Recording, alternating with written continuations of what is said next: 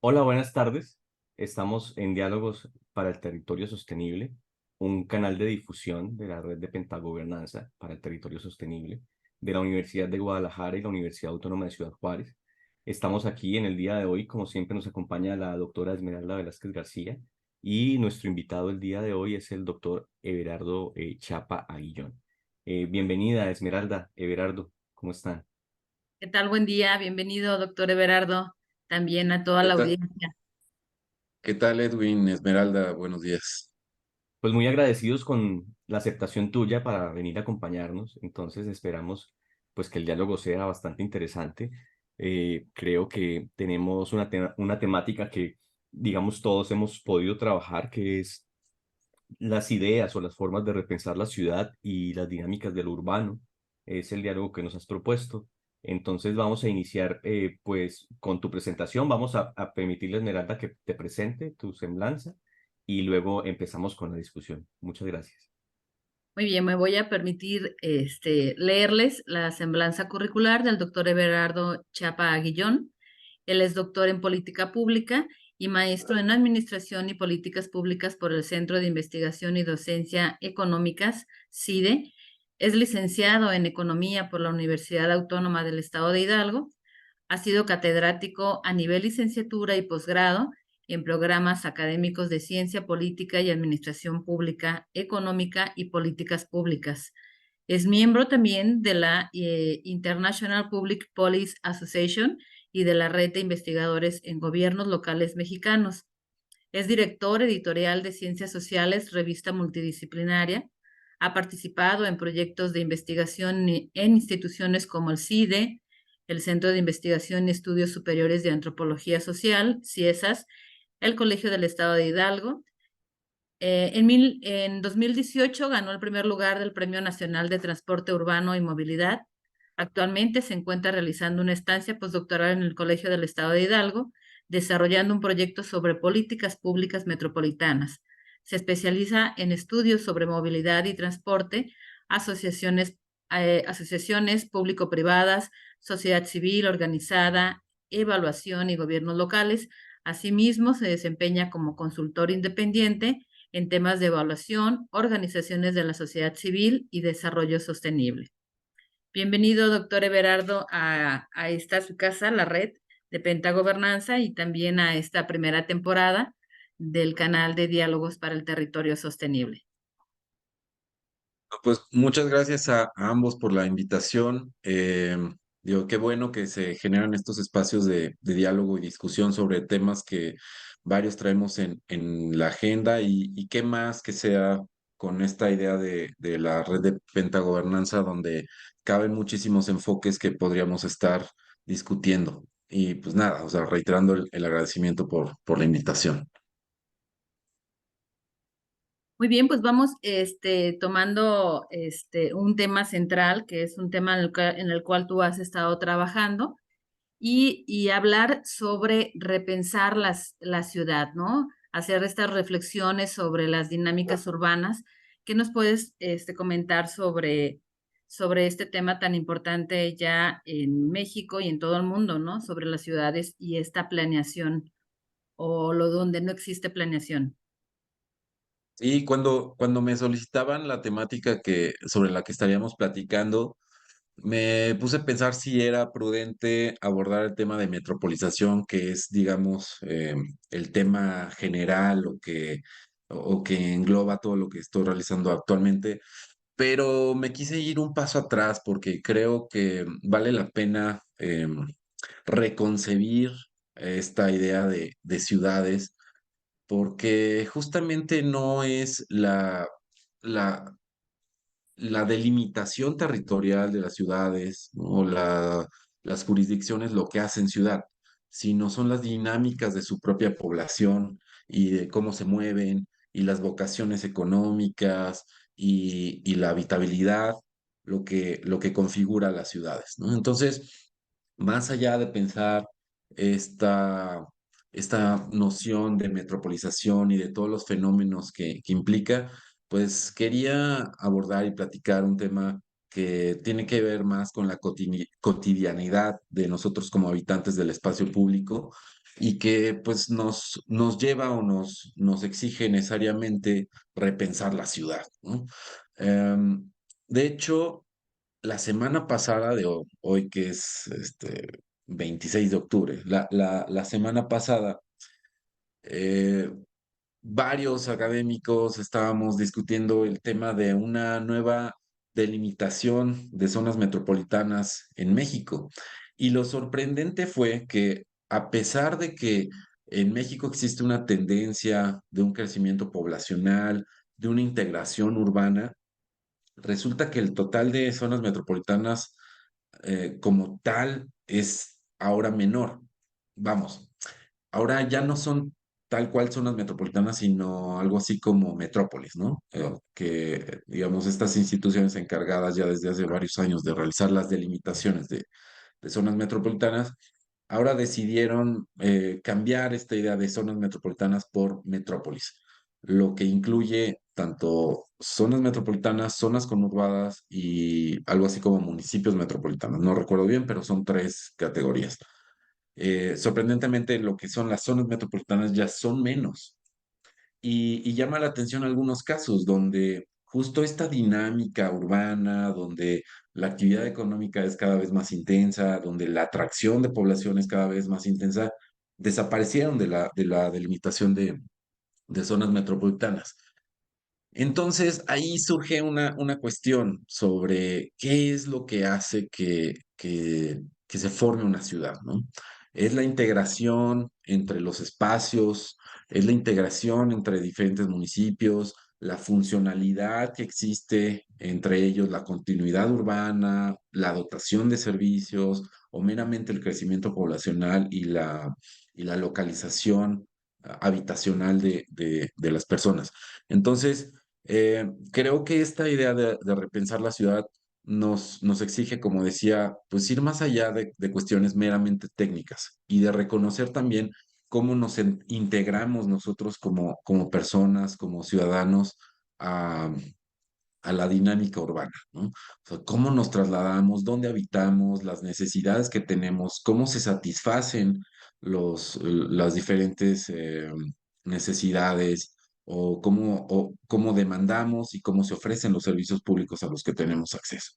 Entonces, de ahí quería partir, ¿no? O sea, de traer a la discusión una una nueva forma de pensar la ciudad más allá de lo que se diga por parte de las autoridades, porque la ciudad no admite límites, ¿no? No admite esta territorialización, por así decirlo, donde los límites jurisdiccionales pues son solamente un referente, ¿no? Porque digamos, no identificamos tan fácilmente cuáles son las fronteras intermunicipales y más bien la dinámica se da por la propia movilidad de las personas. Entonces, pues de ahí quería partir, ¿no? De esta idea de repensar la ciudad como una habitabilidad del espacio público que va más allá de dividir o delimitar territorialmente las ciudades. Me haces recordar, Everardo, la discusión teórica y conceptual que planteaban Lefebvre y Castells en relación con que la ciudad no es lo urbano, o sea, que hay dos digamos, temáticas que si bien están relacionadas por antonomasia, no necesariamente son lo mismo. Hablando en este sentido, a partir de ellos, entendida la ciudad como el espacio físico, el elemento físico, mientras que el urbano lo relacional social, ¿no? Creo que eso es una gran dificultad conceptual que se ha esgrimido, pues, no solamente en las ciencias sociales, sino también en las ciencias de los estudios territoriales, sobre poder definir cuáles son estas dimensiones del territorio. Y hablamos de muchos conceptos, ¿no? Los político-administrativos como el municipio, el estado, ¿no?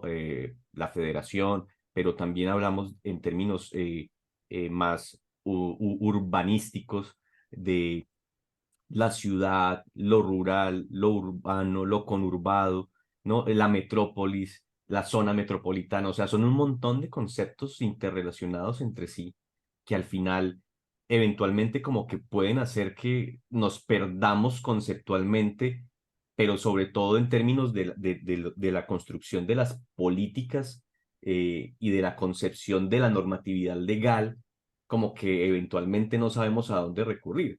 En las zonas fronterizas, yo por ejemplo vivo en una zona fronteriza, eh, sucede mucho esto porque somos metrópolis por el simple hecho, zona metropolitana por el simple hecho de tener un par vecino del otro lado del territorio binacional, ¿sí? Entonces ya estamos considerados como metrópolis, pero tenemos injerencia del gobierno municipal, estatal y del federal, porque la franja fronteriza le pertenece a la federación, no al municipio, ¿sí? O sea, hay una serie de dificultades allí que son muy complejas al nivel de la comprensión de la política pública o de cómo se construye la territorialidad de una forma más integrada, ¿no? De una forma más integral. Creo que ahí, por eso me parece como tan interesante la dinámica que propones y la reflexión que propones, porque creo que es un tema bastante complejo y que para el caso mexicano no termina del todo ser claro, creo yo.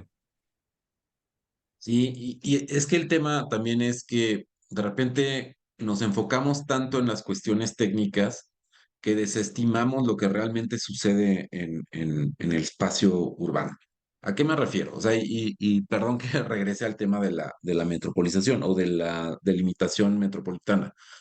Porque cuando uno voltea a ver los criterios que se utilizaban para la delimitación de zonas metropolitanas, encontrábamos varios, ¿no? Que era la conurbación, la centralidad de la actividad en la zona metropolitana y la continuidad urbana y la integración funcional, ¿no? O sea, digamos, las relaciones funcionales que hubiera entre distintos municipios que digamos, geográficamente se encontraban más o menos cercanos.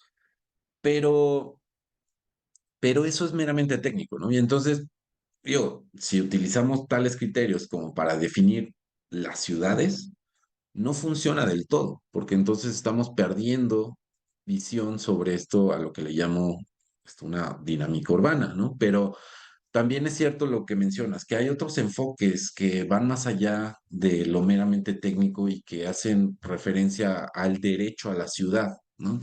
Que bien acuñaban o acuñaba Lefebvre, ¿no?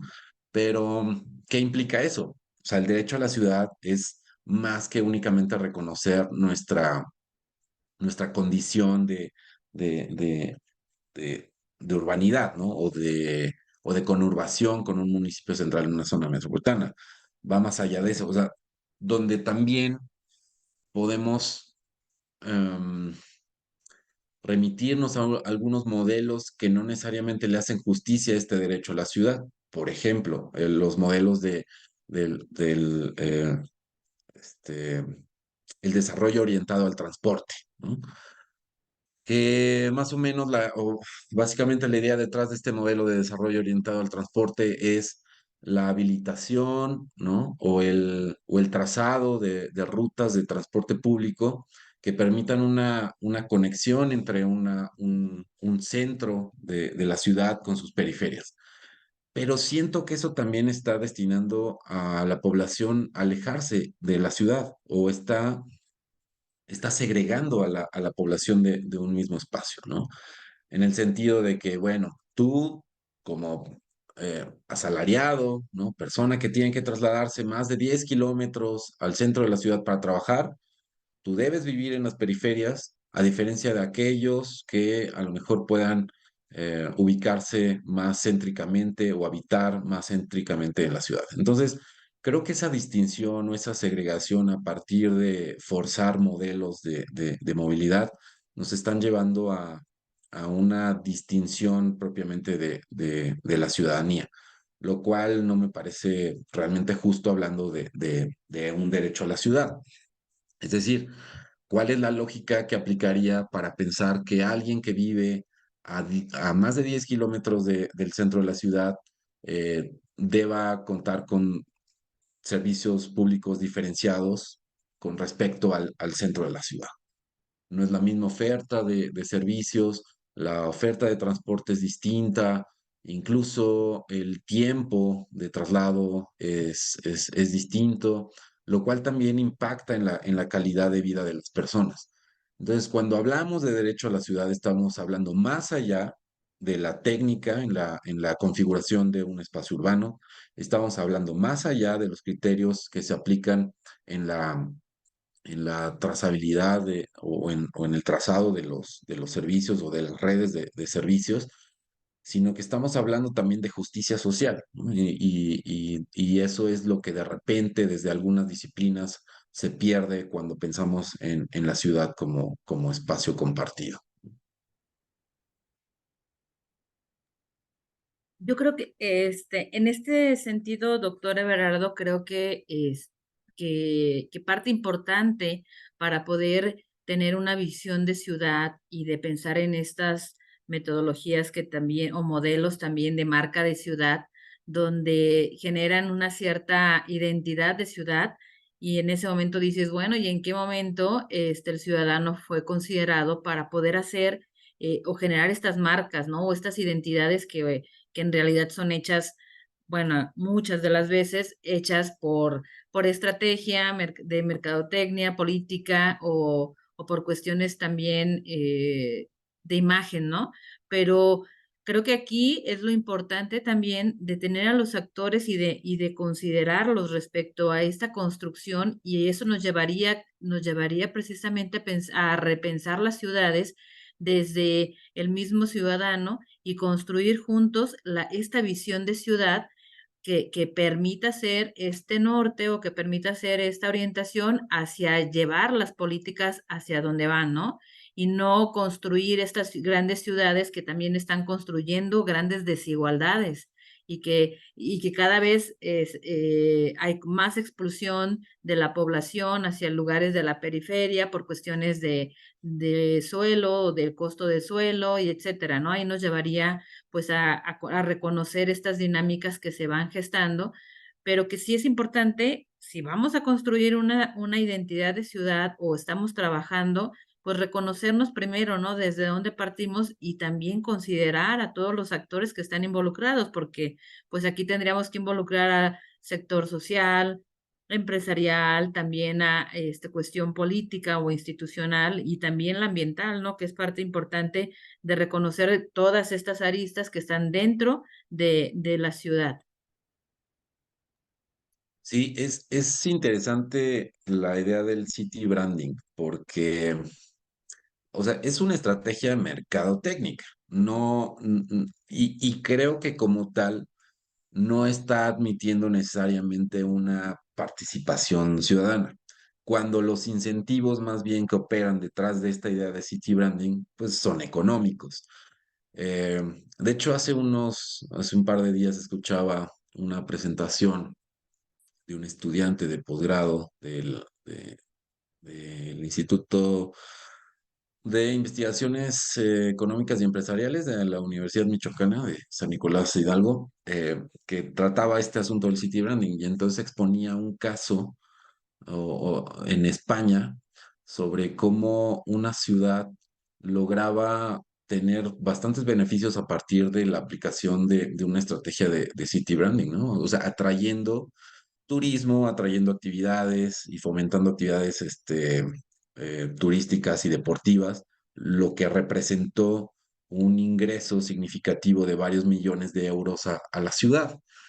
Entonces, no sé realmente cuál sea el rol o si necesariamente bajo esta idea de city branding las ciudades eh, conciban una participación ciudadana, ¿no? O sea, digamos, si lo que realmente motiva o mueve a la ciudad para recurrir a estas estrategias es un incentivo económico, entonces quizá no es necesariamente con fines que repercutan en, no sé, como un bienestar social, no necesariamente, cuando todo puede más bien dirigirse a la generación de ingresos, ¿no? Pero más allá de eso, también, o sea, a lo que me refiero con esta idea de repensar las ciudades, también repensar las políticas públicas que aplican en el espacio local.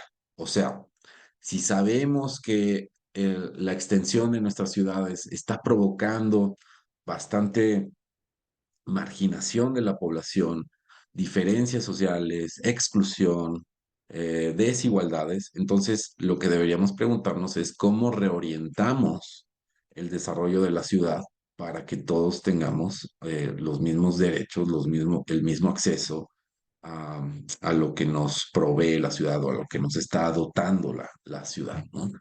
Everardo, Em, sí. disculpa, de hecho, una de las cosas que te quería preguntar en esta idea de repensar la ciudad tenía que ver no solamente con este tema que acabas de mencionar, sino también cómo repensarlas desde las nuevas necesidades o desde las necesidades que están surgiendo en otros ámbitos que no necesariamente son eh, económicos, políticos, sino que tienen que ver con temas, por ejemplo, ambientales, pensarla desde la perspectiva de los ODS, por ejemplo, pensarla desde la perspectiva de la nueva agenda urbana, ¿sí?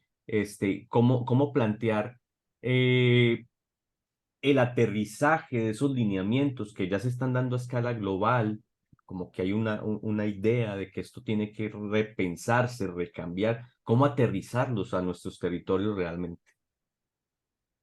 Mira, ahí yo voy a ser terriblemente honesto al respecto de estas agendas, ¿no?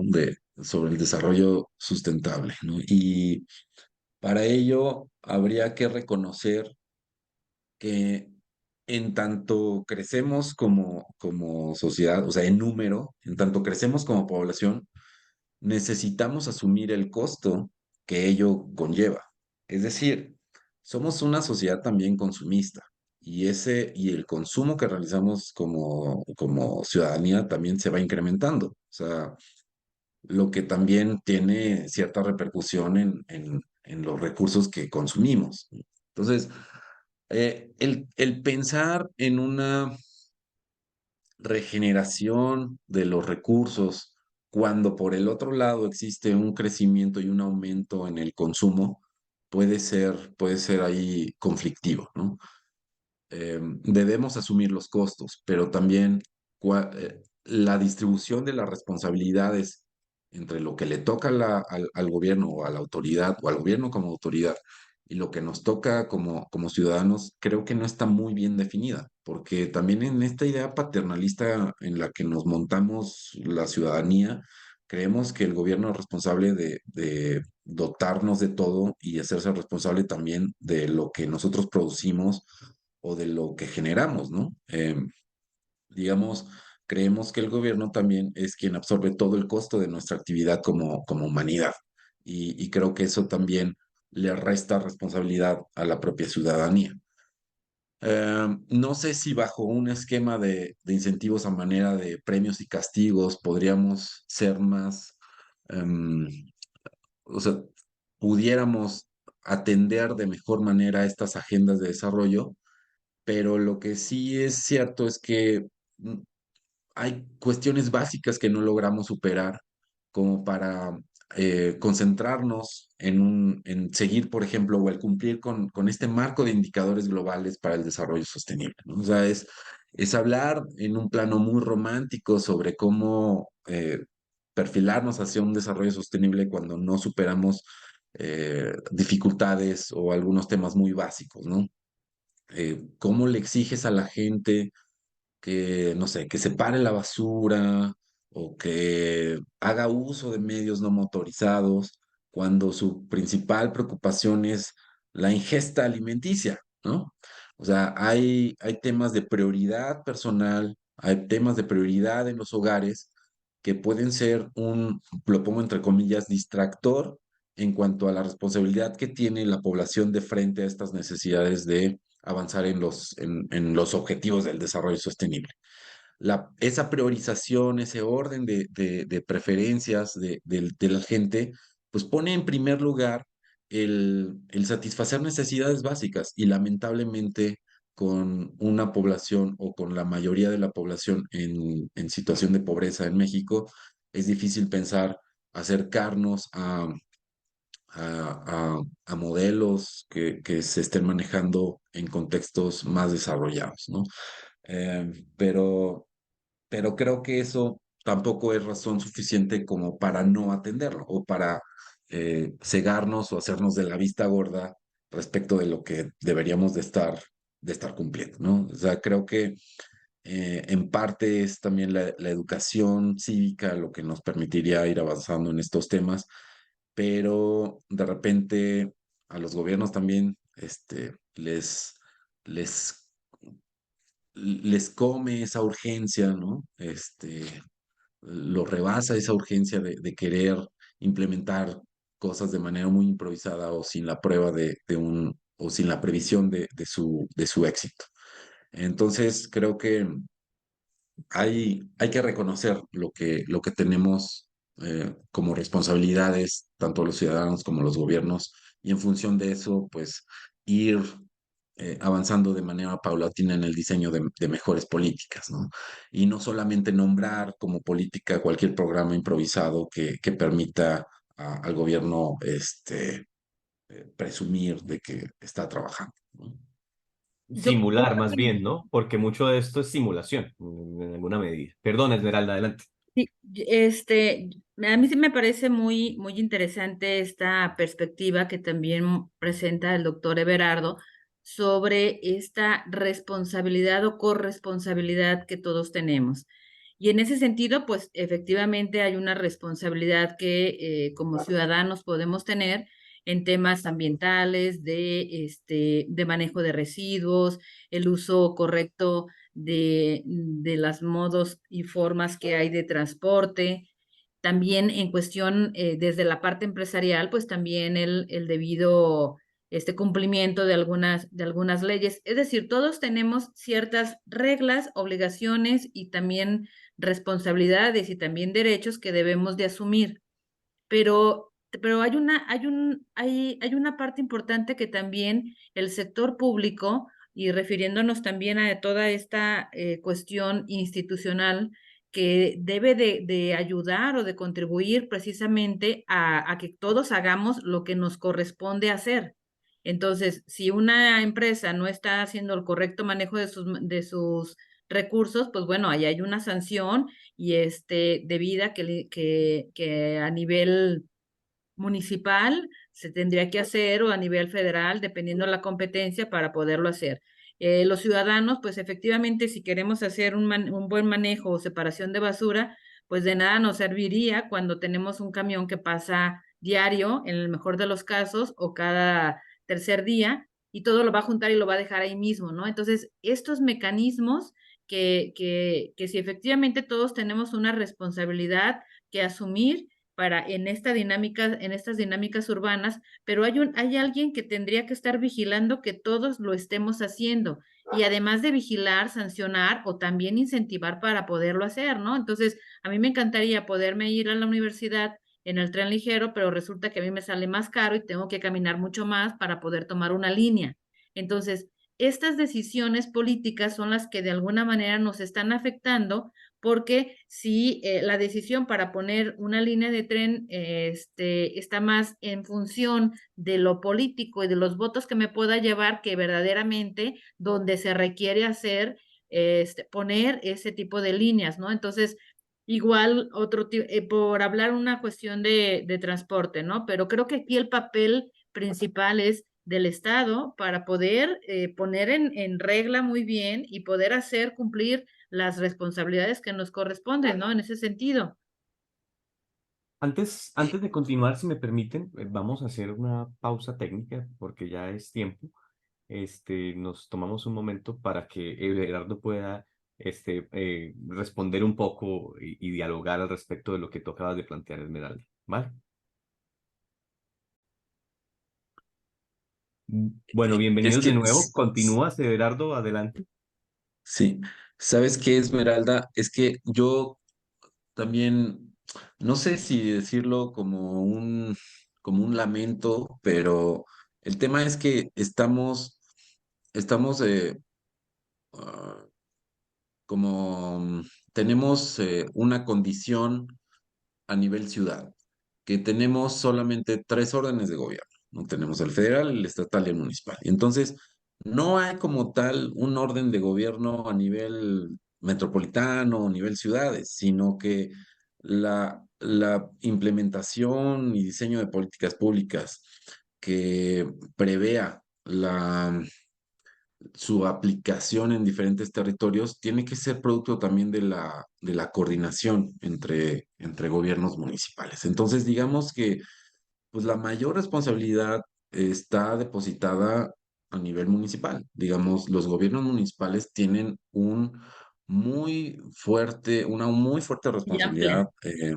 al respecto de los problemas que suceden en nuestras ciudades, ¿no?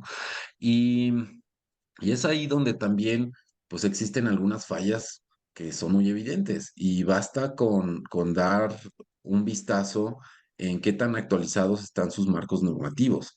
Vemos reglamentos que de algunos municipios centrales, o sea, hablo de municipios centrales, o sea, de ciudades ya o de municipios ya de por sí metropolitanos, que no han actualizado sus reglamentos desde hace 30 años y entonces están ahí. Y lo menciono porque cuando queremos eh, basarnos o conducirnos bajo esta idea de un Estado de derecho, es difícil Ujú. identificar cuáles son los límites de nuestra responsabilidad cuando ni siquiera los marcos normativos son claros o siquiera están adecuados al contexto actual, ¿no?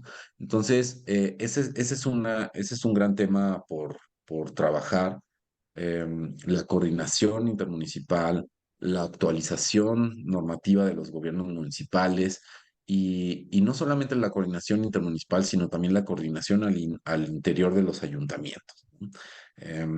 Cada vez vemos más ayuntamientos compuestos por gente pues a la que le rebasan los problemas públicos, los rebasan los problemas públicos, los rebasan las funciones que deben atender y eso lleva a pues a no lograr avanzar en todo esto que habíamos comentado. Entonces, digo, lo que yo no quiero ver es que las ciudades, al menos en México, se conviertan en un espacio que te ofrecen lo que hay, ¿no?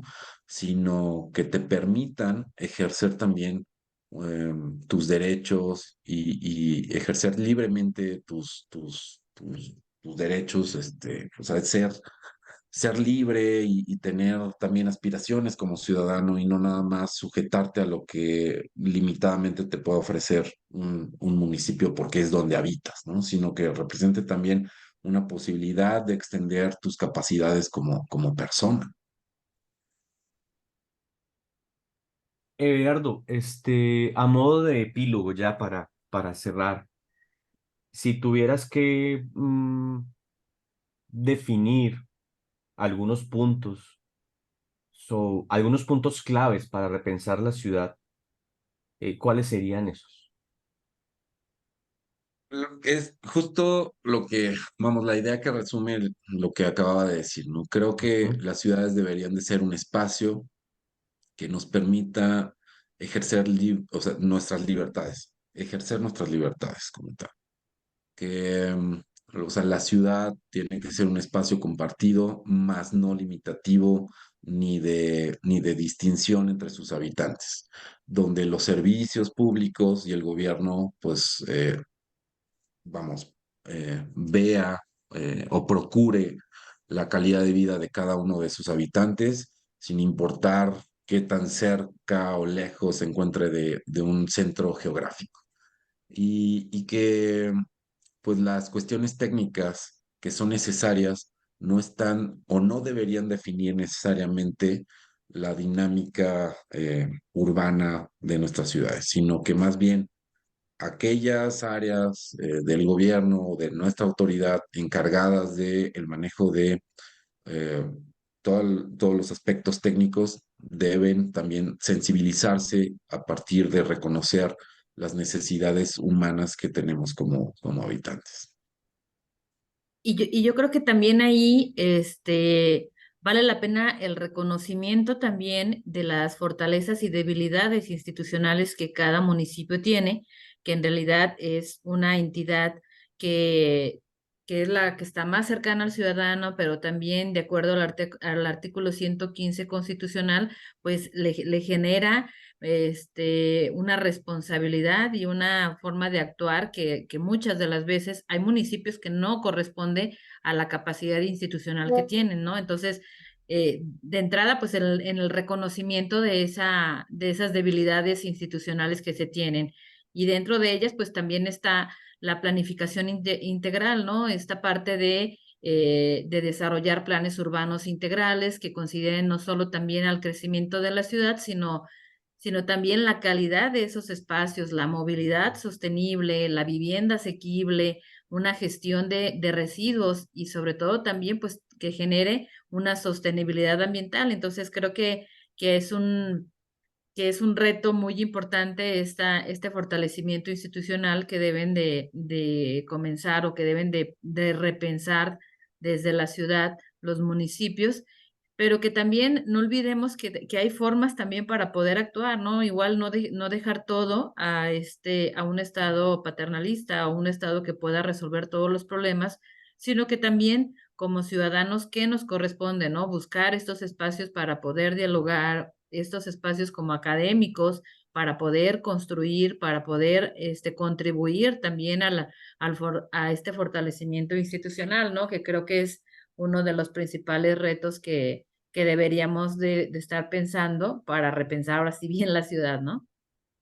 Y de hecho, o sea, lo curioso es que llevamos 40 años, o sea, digamos, yo soy la reglita del tiempo que lleva la reforma constitucional respecto de la autonomía municipal. Llevamos 40 años de una reforma constitucional que dota y consagra la autonomía a nivel municipal, pero que no logra aterrizar de facto en lo que hacen los gobiernos locales al respecto de los problemas sobre los que tienen obligaciones y facultades y funciones, ¿no? O sea, esa devolución de autonomía nunca llegó a consolidarse en los gobiernos municipales, eh, de modo que pues lo vemos también en una cuestión fiscal, ¿no? O de federalismo fiscal, donde dependemos, o bueno, los municipios dependen en gran parte de los recursos provenientes de la federación. Entonces, la autonomía se ha quedado más bien en el discurso y como una aspiración de los gobiernos locales, más no como algo que se haya dado de facto. Y creo que más bien necesitamos hacer valer esa autonomía en forma de políticas públicas, ¿no? O sea, vamos, que se piense que realmente se tiene la autoridad y la capacidad, y si no se tiene, pues que se vaya trabajando en ello, porque pues el municipio no debería de estar necesariamente supeditado ni económicamente, o sea, ni sus finanzas, ni sus capacidades a lo que puedan hacer los órdenes superiores de gobierno. Y eso, vamos, conlleva también un orden en las prioridades para mejorar la vida en la ciudad. Organízate institucionalmente, ¿no? Garantiza las condiciones institucionales mínimas para que operes como gobierno local y ve trabajando sobre los problemas que se te presentan en el espacio local, ¿no? Pero, insisto, esperemos que no pasen otros 40 años sin ver que funcione esta verdadera autonomía de los municipios y que tengamos mejores ciudades en el corto plazo. Yo en los 15 años que llevo viviendo en México, Everardo, siempre he sufrido mucho con el tema de la inmediatez de los procesos de, por ejemplo, de planificación del territorio, que en últimas creo que tienen un impacto muy fuerte, tanto negativo como positivo, eventualmente, en lo que sucede en la ciudad y en lo que sucede con las poblaciones, porque la población, en últimas, es el usuario final, pues, ¿no? O digamos, es sobre quien recae tanto lo bueno como lo malo de una planificación y de un ejercicio de gobierno en el territorio. Son las que sufren estos cambios dramáticos porque cada 3 años o cada 4 años se cambia el gobierno y el gobierno trae su propio plan, ¿no? Entonces he sufrido mucho con el tema de que no existe evidentemente un proceso de planificación de largo plazo. O sea, no nos pensamos como ciudades a futuro, nos pensamos a ciudades inmediatamente resueltas, articulada esa resolución con un plan de gobierno, ¿no? Tanto municipal como estatal como federal, y no nos pensamos más allá de eso.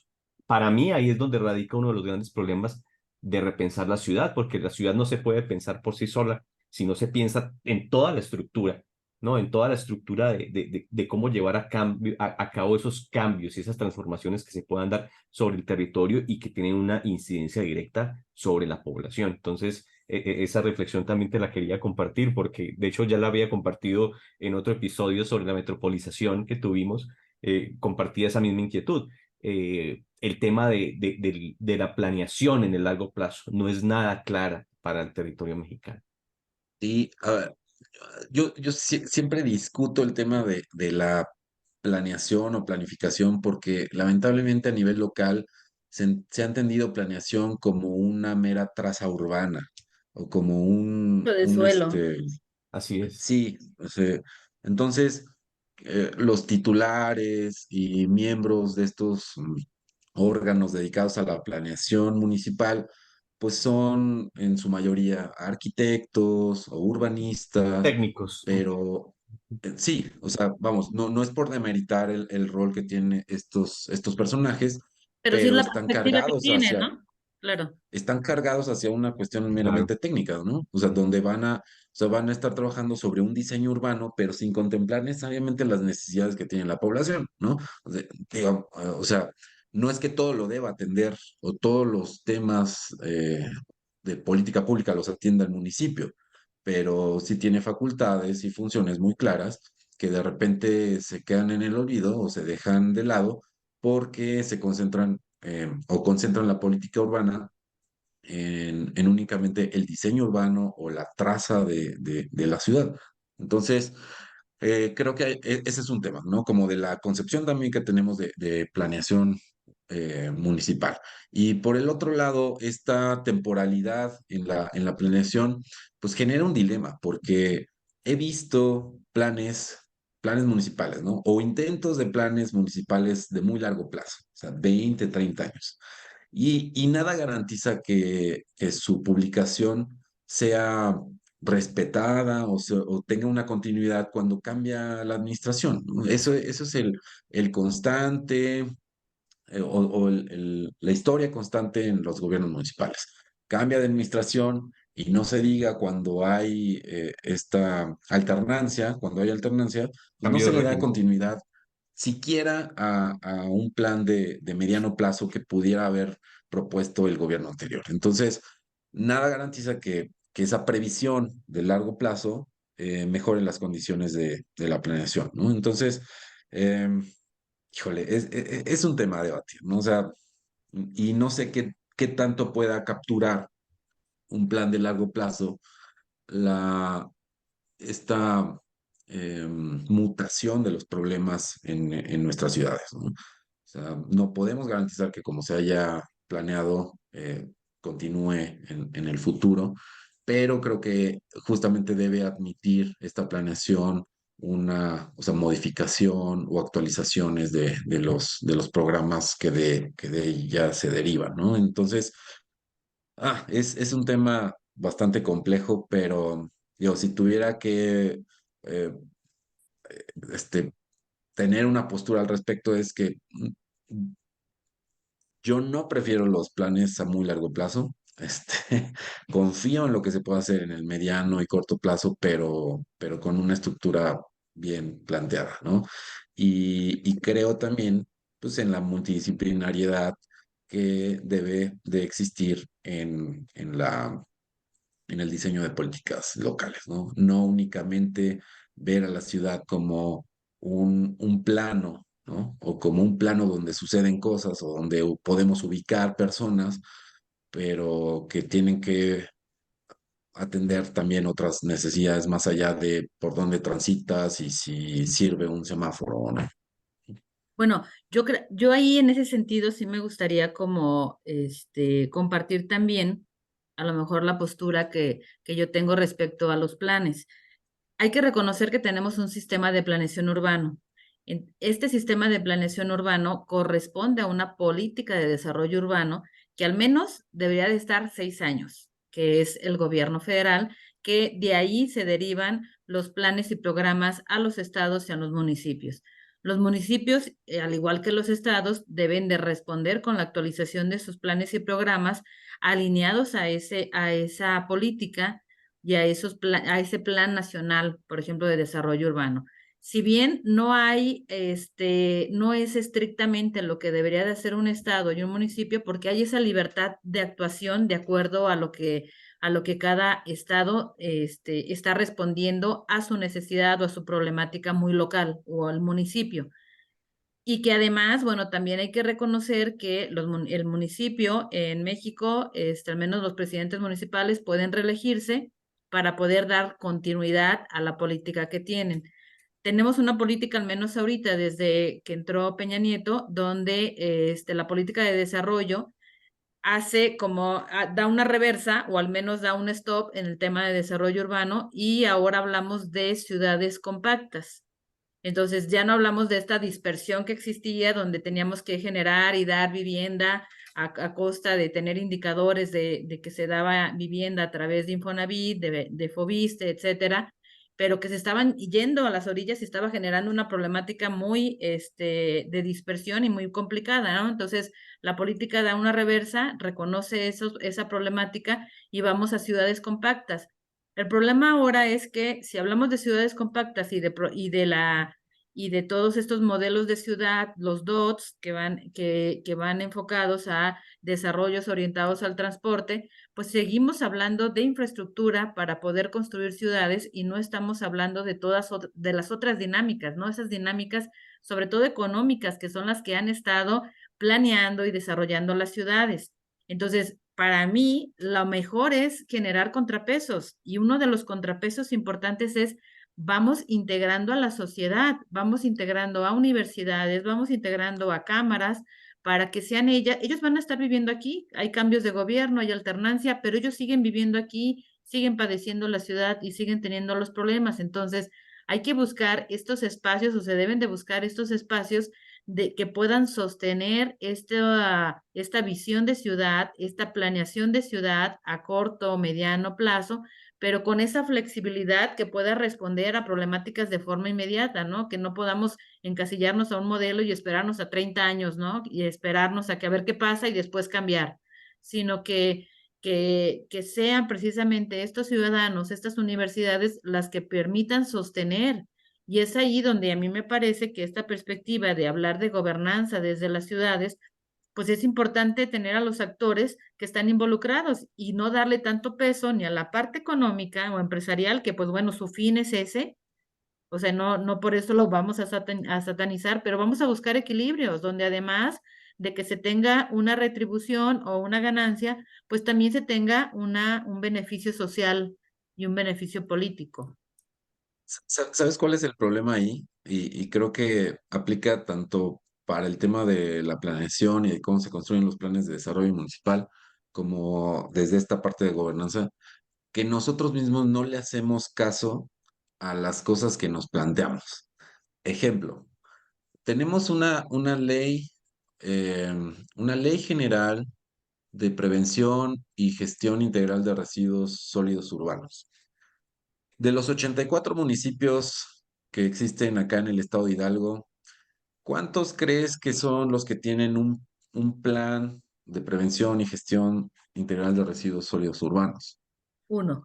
Uno, uno solamente de 84, porque como es una ley que proviene desde 2003, se nos olvida, no hacemos caso, se nos olvida lo que nosotros legislamos y lo que debería de regir en todos los órdenes de gobierno. Eso por un lado. Por otro lado, hablando de gobernanza y de la participación que debería admitir de la ciudadanía en la solución de sus propios problemas.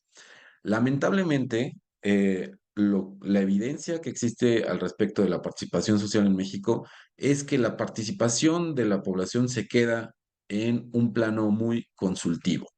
O sea, la participación social en México no tiene incidencia porque se queda en un plano consultivo, a diferencia de la posibilidad de que sea cogestiva o que sea deliberativa. Nada más nos preguntan, nos consultan qué opinamos. Entonces, lo que estamos emitiendo son opiniones que no necesariamente se van a ver reflejadas en decisiones de política pública porque alguien más ya ha tendido una política que está planeada y entonces simula la participación de la ciudadanía preguntándole, ¿no? Alguna opinión.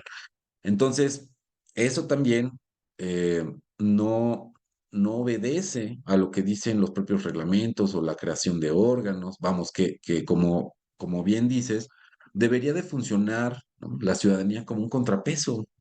O sea, la ciudadanía no tiene vigencia, a diferencia de las administraciones locales, que están limitadas a 3, 4 años y con posible reelección en algunos casos, ¿no? Vemos ahí, por ejemplo, el caso de Mérida, que ha tenido reelección en su gobierno municipal. Pero, ¿qué pasa con los órganos de participación social? ¿Realmente están funcionando? ¿Realmente se integran como dicen? O sea, como lo establecen los decretos de creación, sus decretos de creación. O sea, ¿qué pasa con las dependencias de los gobiernos estatales, de los municipales, que aparentemente exigen la creación también de órganos ciudadanos u órganos consultivos? ¿Se están generando? ¿Quién les da seguimiento? ¿Cómo sabemos cuáles son los acuerdos a los que se llegan? ¿Cómo sabemos que esos acuerdos se traducen en decisiones de política pública? No hay algo que vincule la participación ciudadana con los resultados de política pública, porque no hay forma de darle seguimiento, porque no hay forma de garantizar que se estén creando los órganos que se prevén por reglamento o por ley, ¿no? Entonces, de repente la gobernanza nos ha quedado de ver en México precisamente por no existir voluntad de permitir que haya mayor incidencia de la participación de la ciudadanía. Oye, pero ahí el que nos queda de ver más bien son las instituciones públicas que no generan canales de gobernanza, ¿no? La Claro, gobernanza ahí está. claro. Entonces, ahí el que está pendiente por integrar a los actores y generar también estos canales de vinculación, de supervisión y de transparencia, pues son quienes tienen la capacidad económica y también institucional para poder responder a estos canales. Claro, porque son los gobiernos quienes tienen esta cualidad nodal en las políticas públicas. O sea, no existen las políticas públicas y no es también porque hay quien las coordine y las maneje o las gestione y en este caso ese rol le corresponde a los gobiernos. O sea, la acción desde la sociedad civil organizada o desde el sector privado se puede quedar como eso, pero no necesariamente formar parte de un esquema de política pública. La nodalidad que le corresponde al gobierno es determinante en esta configuración o en la creación o apertura de canales para la participación. Bueno, yo creo que el tema da para seguir hablando y seguir discutiendo otras perspectivas, ¿verdad? A mí me parece súper interesante lo que hemos podido platicar el día de hoy. Este diálogo ha sido bastante fructífero y también muy interactivo. Nos ha permitido también poner nuestros puntos de vista de una forma muy clara. Eh, pero pues tenemos que cerrar, así que muy seguramente podamos hacer un ejercicio de un nuevo diálogo en otra oportunidad. Everardo, si nos gustas acompañarnos, estaríamos encantados de tenerte aquí de nuevo. Y quiero agradecerte por tu tiempo, por tu disposición y también por tu postura, porque creo que es muy claro lo que planteas, ¿no? Está muy bien argumentado también y esto pues para la gente de la red y para las personas que nos ven, digamos, pueden tener un punto de referencia aquí bastante interesante. Uno de los objetivos de este canal de difusión es justamente que los integrantes de la red se conozcan entre todos, pero también el público en general pueda conocer las distintas posturas, tanto académicas como disciplinares, que cada uno de los miembros de la red posee. Entonces esperamos que puedas compartir este episodio con tus estudiantes también, con las personas con las que consideres que puede ser de interés y que aprovechando tu episodio puedan conocer los demás trabajos que hemos realizado, ¿no? Con otros investigadores de la red. Muchas gracias, Everardo. Yo creo que Adelante. valdría la pena también, bueno, agradecerle al doctor Everardo por haber aceptado la invitación, también por ser parte de la red Pentagobernanza y que nos pudiera hablar de la revista que dirige, sobre todo para todos los miembros de la red que vean una posibilidad para poder publicar ahí. Claro, no, brevemente les comento, la revista ahorita ha sufrido algunos cambios y se ha replanteado como una publicación continua, ¿no? O sea, no, esto también para beneficio de los autores, porque entonces ya no hay que esperar a la integración de un número para que se publique cada una de las contribuciones de los autores. Entonces eso, digo, con el apoyo de estas herramientas que existe ahora para la gestión de revistas, pues se puede publicar muy rápidamente, ¿no? Entonces, admite artículos sobre principalmente economía, ciencia política, sociología y psicología, digamos, con un enfoque social y es de publicación continua, está indizada, también funciona mediante la plataforma del Open Journal System, entonces también eso garantiza la calidad en el proceso, es de dictamen doble ciego, entonces creo que puede ser de interés para posibles contribuciones, ¿no? Y pues nada, no resta más que agradecerles también la invitación, la apertura, estos diálogos súper nutridos que darían para una serie completa de cada uno de los temas, pero que siempre pueden detonar la discusión en otros espacios y con gusto y seguramente estaré compartiendo los episodios, ¿no? Muchísimas gracias, Everardo. Doctora Esmeralda, muchas gracias.